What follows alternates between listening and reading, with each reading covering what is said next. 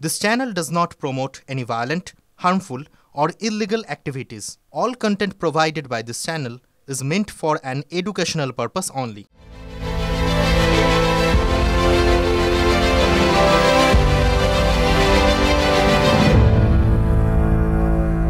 আজ 12ই জানুয়ারি স্বামী বিবেকানন্দর জন্মদিন।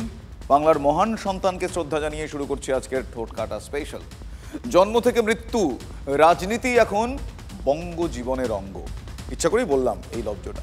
বিবেকানন্দ যে ছাড় পাবেন না সে কথার বলার অপেক্ষা রাখে না, না সে কথায় পরে যাব। শুরুতেই বলবো চন্দননগর পুরসভার অনন্য এক উদ্যোগের কথা। দেখুন, সেটা প্রকাশ করবেন। তো আমাদের আমি চাই এখানে যারা আসা যাওয়া করবেন আজকে আয়োজন করা বিশ্বাস করি শিক্ষার মতো পরিবেশ একটি শান্ত অপরিহার্য বিষয়। এটা কিন্তু আমাদের নথি, মানে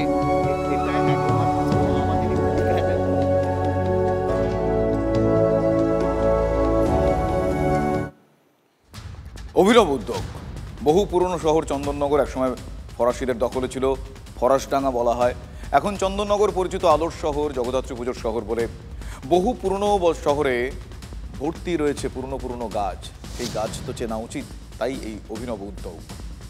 যারা দেখেন তাদের অনেকেই গাছের পরিচয় জানেন না। এখন থেকে গাছেরাই নিজেদের পরিচয় দেবে। গাছের গায়ে লাগানো কিউআর কোড, সেখানে লেখা হ্যালো মাই সেলফ। সেটা স্ক্যান করলেই জানা যাবে ওই গাছ সম্পর্কে যাবতীয় তথ্য।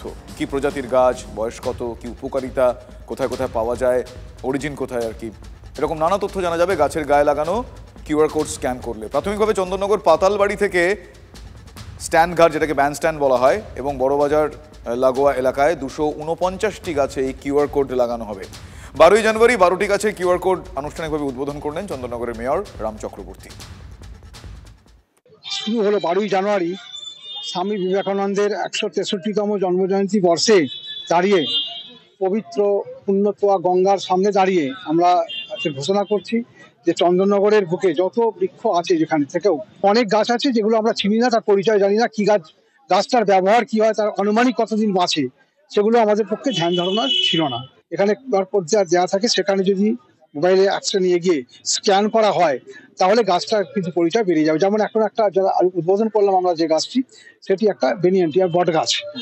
সেটাই বলে দিলে সেই গাছটার কতদিন থাকবে, বাঁচতে পারে, এবং কত তার এই গাছ থেকে কি কি হতে পারে। আমার চন্দননগর পৌর নিগমকে এই পরিবেশ বিষয়ে ভীষণভাবে দায়িত্বশীল এবং কর্তব্যপরায়ণ, এটা একটা তার নজির।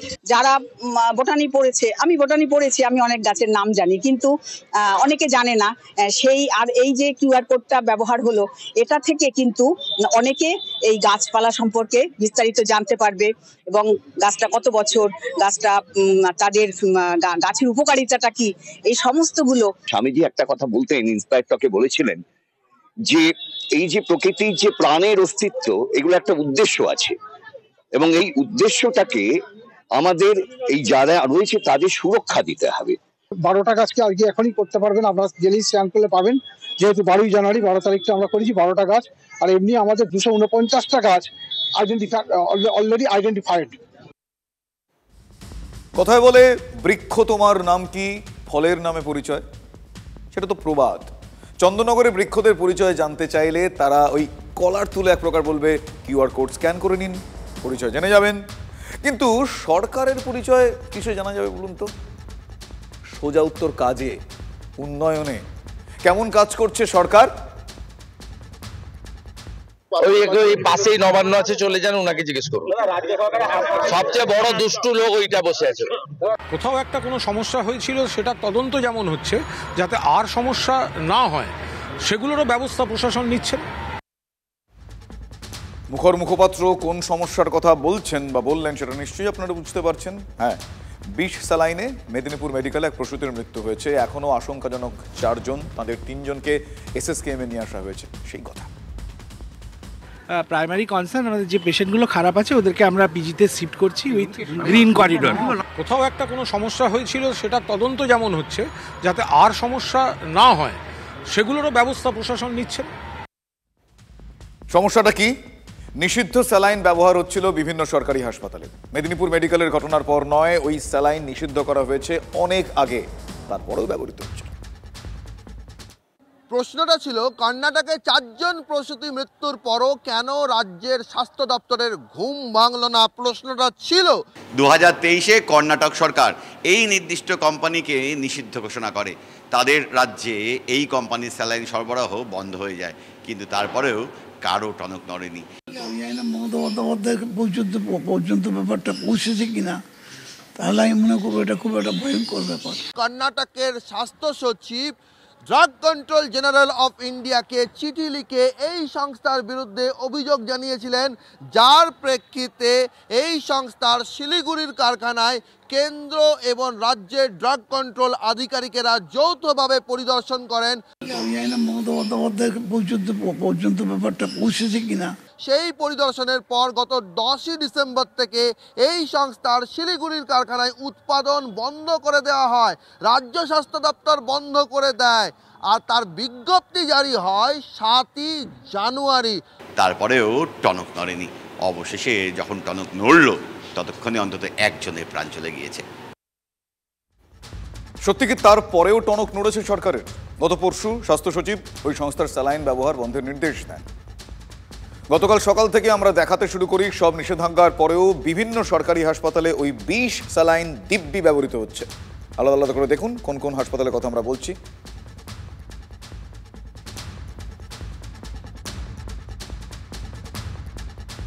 সকাল থেকে আমরা দেখিয়ে যাচ্ছিলাম যে স্বাস্থ্য ভবনে ঘুম ভাঙানোর চেষ্টা করছিলাম, সেই ছবি আমরা সকাল থেকে তুলে ধরছিলাম, এবং সেই খবর দেখানোর পর স্বাস্থ্য ভবনের তরফে ভারপ্রাপ্ত ডিএমই অনিরুদ্ধ নিয়োগী কিছুক্ষণ আগেই সবকটি মেডিকেল কলেজকে আবার মেসেজ পাঠান যে সমস্ত মেডিকেল কলেজগুলোর কথা বলেছো সেগুলো আমি করেছি বা জানিয়ে দিয়েছি ফোন করে, আর আমি একটা অফিসিয়াল নোটিশও দিয়ে দিয়েছি যাতে ওই ফ্লুইড গুলো নাই ব্যবহার করে।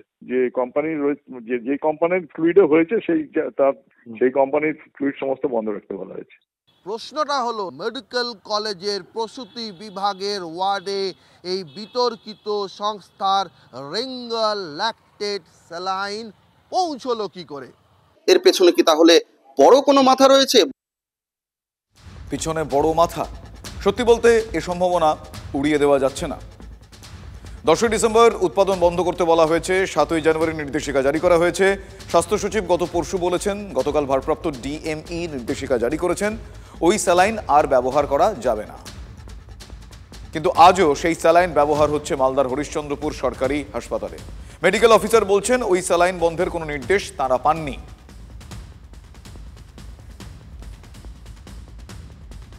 এখনো পর্যন্ত আমরা তো এরকম কোনো কমপ্লেন পাইনি, আর আমাদের এখানে পেশেন্টের এখনো সেরকম কিছু হয়নি। তো আমাদের যেরকম সাপ্লাই আছে হসপিটাল, আমরা সেভাবেই পেশেন্টকে দিচ্ছি।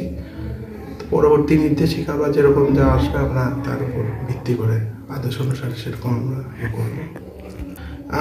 এখনো পর্যন্ত আমাদের কাছে এখনো কিছু সেরকম আসেনি, রিটেন অর্ডার আমাদের এখনো কিছু আসেনি। একই ছবি নদিয়াতেও। তেহট্ট নবদ্বীপ হাসপাতাল ঘুরে দেখার পর আমাদের প্রতিনিধি মহাদেব কুণ্ডু কথা বললেন সিএমওএইচ এর সঙ্গে। শুনুন। নবদ্বীপ এবং তেহট্ট হাসপাতাল সহ বেশ কয়েকটি হাসপাতালে সরকার নিষিদ্ধ করে দেওয়া পশ্চিমবাংলা কেমিক্যালের যে স্যালাইন, সেই স্যালাইন কিন্তু এখনো পর্যন্ত রোগীর শরীরে প্রয়োগ করা হচ্ছে। এটা আমি কালকে নির্দেশ পাঠিয়ে দিয়েছি, প্রয়োগ করার কথা না। কিন্তু আজকে আমরা সকালবেলায় এই বেলা 12টার সময়ও দেখছি মানুষের শরীরে এখনো পর্যন্ত তেহট্ট মহকুমার হাসপাতাল এবং নবদ্বীপ স্টেট জেনারেল হাসপাতালে কিন্তু রোগীর শরীরে প্রয়োগ চলছে। সরকার যে স্যালাইনটা নিষিদ্ধ করেছে সেই স্যালাইনটা দেখা যাচ্ছে তেহট্ট হসপিটালে রোগীর শরীরে দেওয়া হচ্ছে। এই নিয়ে কি বলবেন?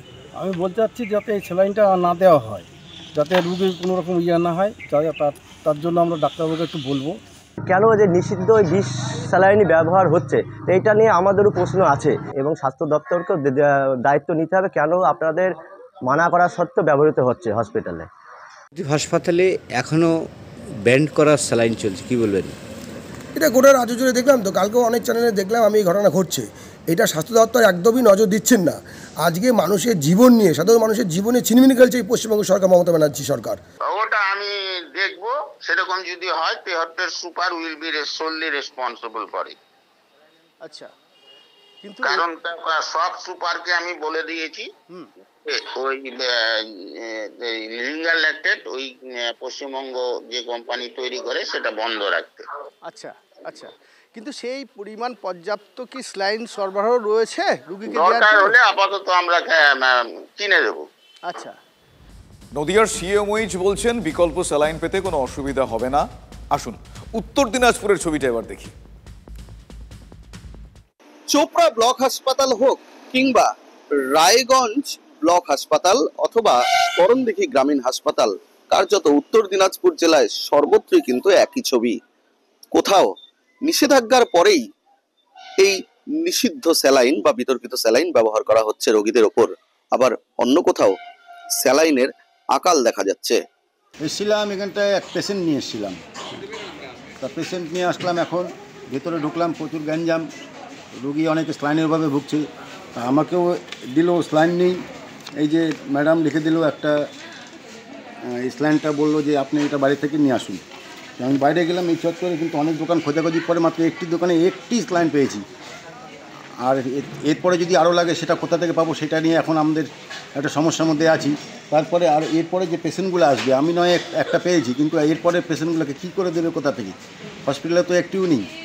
বাইরের বাজারগুলোতেও, বিশেষত গ্রামীণ এলাকাগুলোতে কিন্তু ওষুধের দোকানগুলোতেও এই জীবনদায়ী স্যালাইনের অভাব দেখা যাচ্ছে উত্তর দিনাজপুর জেলায়। ডিএনএস বা আরএল এই সমস্ত স্যালাইনগুলো আছে না, স্যালাইনগুলো পাওয়া যাচ্ছে। বললাম যে এমনি কোনো লোকজন আসছে জিজ্ঞাসা করতে, খুঁজতে? না, হসপিটাল সামনে তো সব তো ওইখানেই পাওয়া যায়, মোটামুটি সব ওইখানেই দিয়ে দেয়। এখন তো হাসপাতালে নিষিদ্ধ ঘোষণা করছে, নিষিদ্ধ ঘোষণা করলে চলবে না, কি করা যাবে? স্যালাইন গুলো আছে না, স্টকে নাই। স্টকে নাই? না, স্টক শেষ। স্টক শেষ। পাবলিক আসলে কি বলছে? পাবলিক আসলে মাল নাই, আমরা রাখি না। বেশিরভাগ সাপ্লাই থাকে হচ্ছে হসপিটাল সাপ্লাই, হসপিটাল সাপ্লাই থাকে বলে সাধারণত এদিকে কোনো কাউন্টার তোলে না। ঠিক এরকম সমস্যা যে হতে পারে গতকালই বলেছিলেন রায়গঞ্জ মেডিকেলের ভারপ্রাপ্ত এমএসভিপি। তাহলে আমার এই স্যালাইন সরিয়ে অন্য কোনো কোম্পানির স্যালাইন দিলে তবে তো হবে, কারণ পেশেন্ট পার্টিকে দিয়ে তো আর কেনানো যায় না। তো এখনো তো এই স্যালাইন তুলে নিয়ে গিয়ে নতুন কোনো স্যালাইনের ব্যাচ তো আমার এখানে আসেনি। ব্ল্যাক লিস্টেড করা হয়েছে এবং সেখানে তার পরিবর্তে হাসপাতালগুলো তো স্যালাইন শূন্য থাকতে পারে না। আমার কাছে যেটা সাপ্লাই আছে, যতক্ষণ না নিউ সাপ্লাই আসছে আমরা বাধ্য ব্যবহার করতে, কারণ এটা যদি আমি স্যালাইন কিনতে বলি তখন আমি সোকস খেয়ে যাব। হলো ঠিক তাই, বিকল্প স্যালাইন হাসপাতালগুলোয় পাঠানোর দায়িত্ব তো স্বাস্থ্য দপ্তরের। কেন এরকম গাফিলতি, কেন এরকম দায়সারা মনোভাব স্বাস্থ্য দপ্তরের? কোথাও নিষিদ্ধ ব্যবহার হচ্ছে হাসপাতালে, কোথাও আবার নিষিদ্ধ স্যালাইন বন্ধ করা হলেও বিকল্প স্যালাইনের কোনো যোগান নেই। সাধারণ মানুষের জীবন নিয়ে এত ছেলেখেলা কেন বলুন তো? দেখুন, এই রাজ্য সরকারকে স্যালাইন দেওয়ার টাইম এসে গেছে এবং সেই স্যালাইন জনগণ দেবে এবং জনগণে যখন দেওয়ার টাইম হবে সময় উত্তীর্ণ স্যালাইনই এই রাজ্য সরকারকে দেবে। অপেক্ষা করুন কয়েকটা বছর। একটা ব্ল্যাক লিস্টেড কোম্পানিকে দিয়ে টেন্ডার করেছে, 22 সালে টেন্ডার শেষ হয়েছে, নারায়ণ স্বরূপ নিগমকে কাস্টডিতে নিতে হবে। দেখুন, বিরোধী দলনেতা যেগুলো বলছেন, আমি একটা জিনিস বুঝতে পারছি না, উনি এগুলো সংবাদ মাধ্যমে বা বাজারে বেরিয়ে এরম এই হাঙ্কাক করে তার কি অর্থ আছে? কারণ ওনারাই তো বলতেন যে সিবিআই ইডি ওনাদের কথায় চলে। এনফোর্সমেন্ট ডাইরেক্টর নেবে, মানি লন্ডারিং তো এতদিন সিবিআই বলছিলেন, এখন ইডি বলছেন। আজব কথা, এ ওর কোর্টে বল দিয়ে দিচ্ছে, ওর কোর্টে বল দিয়ে দিচ্ছে। এই যে মুকুল ঘোষ ডাইরেক্টর আছে, এই বহরমপুরের মুকুল ঘোষের সঙ্গে সরাসরি কালীঘাটে যোগাযোগ আছে, সমস্ত জাল ওষুধ সাপ্লাই করে এবং এক্সচেঞ্জ অফ মানি। হ্যাঁ হ্যাঁ হ্যাঁ, ঠিক ঠিক অভিযোগ, সব ক্রমশ প্রকাশ্য। এরা সাধারণ গরিব মানুষকে মেরে ফেলছে। মুখ্যমন্ত্রীর বাড়ির কোনো লোক সরকারি হসপিটালে যায় না, তারা প্রাইভেট হসপিটালে যায়, সিঙ্গাপুরে যায়, আর আমেরিকাতে যায়, হপকনসে যায়, যেখানে 1 কোটি টাকা ডিপোজিট রাখতে হয়। আমেরিকার রাষ্ট্রপতির চিকিৎসা হয়, আর আমাদের সাধারণ লোককে মারছে। স্বাস্থ্য দপ্তর এই বিষয়টা পুরোপুরি দেখছে। স্বাস্থ্য সচিব নারায়ণ স্বরূপ নিগমের পদত্যাগের দাবি তুললেন বিরোধী দলনেতা শুভেন্দু অধিকারী। আরজিকর আন্দোলনের সময় এই স্বাস্থ্য সচিবের পদত্যাগের দাবি তুলেছিলেন জুনিয়র ডাক্তার, আপনাদের নিশ্চয়ই মনে আছে। কলকাতার পুলিশ কমিশনার সহ আরও কয়েকজনকে সরিয়ে দিলেও নারায়ণ স্বরূপ নিগমকে সরাতে মুখ্যমন্ত্রী রাজি হননি। মুখ্য স্বাস্থ্য সচিব তার অপসারণ চাওয়া যথেষ্ট যুক্তিযুক্ত আমাদের তরফ থেকে। একটি পরিবার থেকে কাউকে সরানো যায় না, ঠিক স্বাস্থ্যমন্ত্রীকে যদি ধরে নিই যে তিনি একটি পরিবারের একটি গোটা স্বাস্থ্য পরিবারের অভিভাবক। পরিবার থেকে সবাইকে তুমি জানাতে পারো একসাথে, আর তুমি ঠিক করবে গভর্নমেন্টে কোন অফিসার যাবে কোন অফিসার না যাবে। বাংলায় একটি কথা আছে, দুষ্ট গরুর থেকে কিন্তু শূন্য গোয়াল অনেক ভালো, এবং যে প্রিন্সিপাল হেলথ সেক্রেটারি এতখানি করাপশনের সঙ্গে জড়িত তার প্রমাণ বারে বারে স্বাস্থ্য দপ্তর, আমাদের শিক্ষা ব্যবস্থা, ডাক্তারি শিক্ষা ব্যবস্থা বারংবার পেয়েছে। সন্দীপ ঘোষকে বারবার ট্রান্সফার করে কয়েক ঘন্টা কয়েক দিনের মধ্যে আবার স্বাস্থ্য সচিবেরই নির্দেশে ফেরত নিয়ে আসার, তার সমস্ত তথ্য প্রমাণ সহ আজকে আমরা প্রায় 4 ঘন্টা আগে সিএমকে আমরা পাঠিয়েছি। কারণ সিএমই কালকে মঞ্চে টেলিফোন বার্তার মাধ্যমে বলেছিলেন যে স্বাস্থ্য সচিবের বিরুদ্ধে নাকি ওনার কাছে কোনো অভিযোগ নেই। স্বাস্থ্য সচিবের অপসারণ বলুন, পদত্যাগ বলুন, কেন চাইছি? কালকে বলা হয়েছে যে এটা নাকি আমাদের জেদের জায়গা। আমরা বলছি না, এটা আমাদের জেদের জায়গা নয়। তার বিরুদ্ধে নানা সিস্টেমিক করাপশন বলুন, অ্যালিগেশন বলুন, এগুলো রয়েছে। যত সময় গেছে আমরা দেখেছি বেশ কিছু কাগজপত্র স্যারের হাত দিয়ে বেরিয়েছে, যেগুলো পরবর্তীকালে বিভিন্ন ক্ষেত্রে দুর্নীতির সাথে অভিযুক্ত। এবার সেই জায়গা থেকে দাঁড়িয়ে এবং স্বাস্থ্য ব্যবস্থার উপর আমাদের আস্থা ফেরানোর জন্য আমরা চেয়েছিলাম যে হেলথ সেক্রেটারি স্যারের অপসারণের কথা। আমি সরি, আমি এতক্ষণ কথা বলি, আমি এখনো বলবো না, তোমাদেরটাকে শুনবো, কিন্তু একটা মানুষকে অভিযুক্ত প্রমাণ করবার আগে তাকে অভিযুক্ত বলা যায় না। আমি তোমাকে একটা লিগাল পয়েন্ট থেকে বলছি, কাজে তুমি তোমার কথা বলতে পারো, কিন্তু তুমি অভিযুক্ত, তোমার একটা কমপ্লেন তুমি করতে পারো, কিন্তু আদৌ সে অভিযুক্ত কিনা এটা কিন্তু কোনো এভিডেন্স পাওয়া যায়নি। ম্যাডাম, আমরা কিছু কাগজপত্র এনেছি যেগুলো আমাদের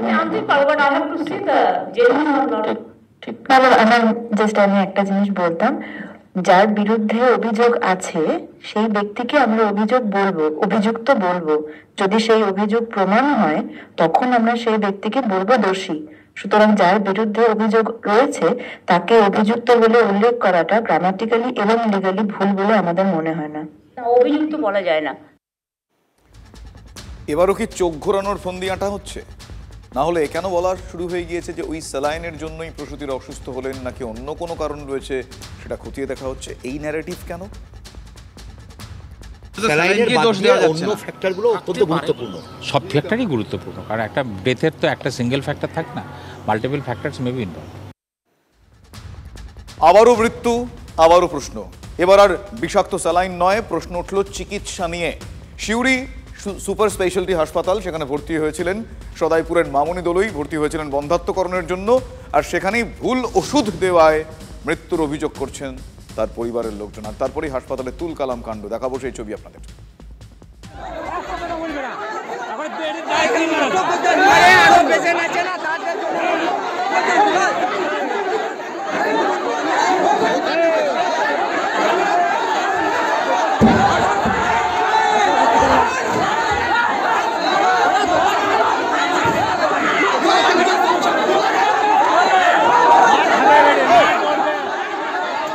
হিমশিম খেলেন হাসপাতালের নিরাপত্তা রক্ষীরা, মার খেতে হলো তাদের। আক্রান্ত হলেন এক মহিলা পুলিশ কর্মী। হাসপাতাল কর্তৃপক্ষের দাবি 10 জন মহিলার বন্ধ্যাত্বকরণ করা হয়েছে, বাকি 9 জনই সুস্থ রয়েছেন। তাহলে কেন মৃত্যু হলো মামনি দলুইয়ের? কারণ জানতে ময়না তদন্ত করা হবে। ওদিকে পরিবারের তরফ থেকে অভিযোগ করা হয়েছে যে ভুল ওষুধ দেওয়ার কারণেই মৃত্যু হয়েছে। 4টের সময় আমরা এখানে ভর্তি করেছি, কালকে তোমার হয়েছে, ট্রিটমেন্টটা হয়েছে। আজকে সকালে আমাকে ফোন করেছিল যে ভাই 10টার সময় ছুটি হয়ে যাবে। একটু শরীর খারাপ ছিল বা ছুটি দেওয়ার মুহূর্ত হয়ে গেছিল। হঠাৎ একটা ওষুধ দিলে, ওষুধ খাবার পরই বোনের অবস্থা খুব খারাপ, নাক দিকে মুখ দিকে ব্লাড ভাঙতে লেগে গেল। ডাক্তারকে জিজ্ঞেস করতে ডাক্তার আইসিইউতে ভর্তি করলো। ভর্তি করার পর একটু পরে হয়েছে বলছে পেশেন্ট মারা গেছে। এটা মানে ভুল ট্রিটমেন্টের জন্য মারা গিয়েছে, একটা ভুল ট্যাবলেট দিয়েছিল সেই জন্যই মারা গিয়েছে। ভুল চিকিৎসায় রোগিনীর মৃত্যুর অভিযোগ, বিক্ষোভে তুলকালাম সিউড়ি সুপার স্পেশালিটি হাসপাতাল। রোগীর আত্মীয়দের হাতে আক্রান্ত হাসপাতালের নিরাপত্তা রক্ষী। পরিস্থিতি সামাল দিতে গিয়ে মার খেতে হয় এক মহিলা পুলিশ কর্মীকে। কিন্তু বন্ধ্যাত্বকরণ করাতে এসে কেন মৃত্যু হলো এই রোগিনীর? এই পেশেন্ট রিনিউয়াল অ্যাক্টের পায়নি। রিনিউয়াল অ্যাক্টের কথা উচ্চারণ করলাম কেন? এর মধ্যে রাজ্যে রিনিউয়াল অ্যাক্টের একটা বক্তব্য চলছে। বিষাক্ত স্যালাইন নয়, প্রথমেই সেই প্রসঙ্গ উড়িয়ে দিলেন হাসপাতালের অ্যাসিস্ট্যান্ট সুপার। তাহলে ভুল ওষুধ দেওয়া হয়েছিল? ডাক্তারবাবুর বক্তব্য, সবাইকে আমি একই ওষুধ দিয়েছি এবং সবাই তো সকাল অবধি ভালো আছে। তার মানে ডাক্তারবাবুর জায়গাটা ডাক্তারবাবু ক্লিয়ার করছেন। আর ওষুধপত্রের ব্যাপারটা আমি নার্সিং স্টাফ ইনচার্জ যে আছে তাকে আমি বলেছি সব সিজ করতে বলেছি। সিজ কথা মানে হচ্ছে সমস্ত ওষুধপত্র ব্যবহৃত অব্যবহৃত সমস্ত উনি সিল করবেন। বন্ধাত্মকরণ করাতে এসে মৃত্যুর কারণ জানতে ময়না তদন্ত করা হচ্ছে। যেভাবে আত্মীয় স্বজনের প্রতিক্রিয়া আপনারা দেখেছেন, এ বড় দুর্ভাগ্যজনক। কেন সরকারি হাসপাতালে ভুল চিকিৎসা, ওষুধের ভুল প্রয়োগ বা এই ধরনের স্যালাইন গজ ব্যান্ডেজের ভুল ব্যবহারের কারণে রোগীর মৃত্যু হবে? এবং আজকে তার লাইগেশন হয়েছিল, লাইগেশনের পরে মেয়েটি মারা যায় এবং সে ব্যাপারে মেয়েটির পোস্টমর্টম হচ্ছে। পোস্টমর্টমে নিশ্চয় সঠিক তদন্ত বেরিয়ে আসবে। এখন বোঝা যেটা যাচ্ছে যে নামেই এগুলি super speciality hospital medical college হয়েছে, আসলে তারা প্রাথমিক স্বাস্থ্য কেন্দ্রের স্তরে রয়েছে। যে কোনো একদিন আপনি সুপার স্পেশালিটি হসপিটালগুলির ওয়ার্ডে গেলেই বুঝতে পারবেন যে বিনা চিকিৎসায় রোগী কাতরাচ্ছে, না আছে ডাক্তার, না আছে নার্স, না আছে কোনো চিকিৎসা। পুলিশ সেখানে আছে, যদি কোনো ভুলে কোনো কারণে কিছু হয়ে থাকে সেটুকু তো নিশ্চয়ই গাফলতি হলে গাফলতির জন্য ব্যবস্থা হবে।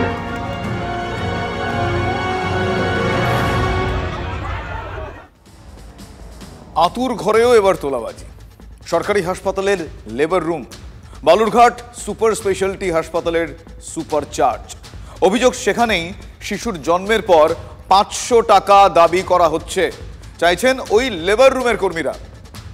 মিষ্টি করে বলছেন, মিষ্টি মুখ, এভাবেই চলছে। 500 টাকা আমার আপনার অনেকেরই হয়তো গায়ে লাগে না, কিন্তু এ রাজ্যে এমন অনেক প্রান্তিক মানুষ আছেন যাদের দৈনিক আয় 500-র অনেক কম, তাদের গায়ে লাগবে। তাছাড়া বলুন তো, সরকারি হাসপাতালে কেউ, তিনি যে কর্মী হোক, এভাবে টাকা চাইতে পারেন? নেতাদের কাটমানি দেখেই কি হাসপাতালের এই কর্মীরা ধরে নিয়েছেন যে এটা হকের পাওনা, এটাই দস্তুর, এটাই এখানকার কালচার? সুপারের কাছে লিখিত অভিযোগ জমা পড়েছে ইতিমধ্যেই। বাচ্চা প্রসব হওয়ার পরেই ওনারা এই আবদারটা করে। কিসের জন্য? ওরা তো একটা সরকারি বেতন পায়, ওনারা তো ওখান থেকে একটা কিছু মাইনে পায়, যার জন্য তো ওরা এই কাজটা করে। হ্যাঁ, ওরা যদি বলতো যে মিষ্টি খাওয়ার জন্য কিছু দিও, সেটা ব্যাপারটা কিন্তু আলাদা। আর আমাদের সামর্থ্য মতন আমরা দিতাম, কিন্তু ওনারা একেবারে ডাইরেক্ট 500 টাকার কথা উল্লেখ করেছে। এখানেই প্রশ্ন, একটা শুভ ঘটনা, তারা বাবা মা হয়েছেন, নতুন সদস্য পরিবারে এসেছে, এই আনন্দে, এই শুভ যোগে যদি তাদের জন্য কিছু তারা ভালোবেসে দেন, সেটা হতে পারে। মিষ্টি খাওয়ার জন্য যদি তারা চেয়েও থাকেন, সেটাও কিছুটা ক্ষেত্রে মেনে নেওয়া যায়। কিন্তু নির্দিষ্ট করে এই যে বলে দেওয়া, এই যে সুপার চার্জ বলা হচ্ছে যে 500 টাকাই দিতে হবে মিষ্টি মুখের জন্য, এই 500 টাকা কে ঠিক করে দিচ্ছে? এবং কিছুক্ষণ আগেও আপনাদের যেটা বললাম, অনেক মানুষ আছেন এ রাজ্যের যাদের মাসিক আয় 500 টাকার কম, তাদের ক্ষেত্রে কি হবে? ফলে এই প্রশ্নগুলো আমরা আরও একবার তুললাম। তার কারণ এভাবে এই তোলাবাজি কালচার, কাটমানি কালচার, এই যাবতীয় বিষয়গুলো এভাবে আসতে পারে না। এভাবে এখানে এসেছে, আসছে এই হাসপাতালের লেবার রুমে। তারা এই টাকা চাওয়া, নির্ধারিত করে দেওয়ার সাহস তারা দেখাচ্ছেন। ইতিমধ্যেই লিখিত অভিযোগ দায়ের হয়েছে, সেই অভিযোগের ভিত্তিতে পদক্ষেপ করা হবে, এই আশা আমরা রাখবো। কিন্তু এই কালচার চলতে পারে না, বারবার আপনাদের জানাচ্ছি, এই কালচার চলতে পারে না। আপনাদের আশেপাশে এই ধরনের ঘটনা যদি নজরে আসে, আপনারা জানাবেন। আমরা সুপারের সঙ্গে কথা বলেছিলাম, ওই হাসপাতালের সুপারের সঙ্গে আমরা কথা বলছিলাম, কারণ তার হাসপাতালে ঘটনা ঘটছে। তিনি কি বলছেন একবার শুনুন। একটা অভিযোগ পেয়েছি, এরকম হওয়া তো কথা নয়। জেলা হাসপাতাল, সরকারি হাসপাতাল ফ্রি ব্যবস্থা, যদি এরকম হয়ে থাকে আমরা তদন্ত করে দেখছি, তদন্তে সেরকম দোষী সাব্যস্তের ব্যবস্থা নেওয়া হবে। তদন্ত হোক, আমরা চাই তদন্ত হোক, তবে তদন্তের পাশাপাশি এই কালচার বন্ধ হোক। আমি ছোটকাটা এ ছবি আপনাদের দেখালাম, TV9 বাংলা লাগাতার এই বিষয়টা আপনাদের সামনে আমরা তুলে ধরি যখন যেখানে এই ধরনের অন্যায় দুর্নীতি দেখি। কিন্তু যারা ভাবছেন এটাই কালচার, যারা ভাবছেন এটাই দস্তুর, তাদের আরও একবার মনে করে দিই, আরও একবার তাদেরকে বলি যে না, এটা কালচার নয়, এটা করা যায় না। আজ যারা করে পার পেয়ে যাচ্ছেন, কাল কিন্তু খাড়া নেমে আসতে পারে। ফলে সাধু সাবধান। অন্যদিকে কুলতলির মইপিঠে আবারও বাঘের আতঙ্ক। সেখানে কুলতলির গঙ্গার পাড়ে পায়ের ছাপ দেখতে পাওয়া গিয়েছে, ফলে আতঙ্ক ছড়িয়েছে এলাকায়। শুধু তাই নয়, নাইলনের জাল দিয়ে এলাকা ঘিরে ফেলার বন্দোবস্ত করেছেন বনকর্মীরা। এলাকাবাসীও রয়েছেন আলো জ্বালিয়ে। বাঘের খোঁজ চলছে, আতঙ্ক রয়েছে। নদী পেরিয়ে লোকালয়ে বাঘ।